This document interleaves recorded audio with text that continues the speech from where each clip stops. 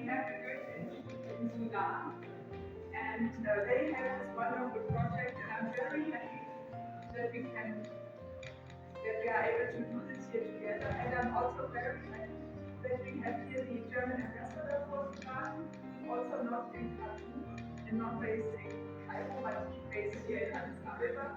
So welcome very much, David Schwanke, and welcome very much, Silke Berlin and Jasur Abul-Yazim from the Goethe Institute in Sudan. It's a joint project what we are doing here tonight, and I'm very happy to have you all here.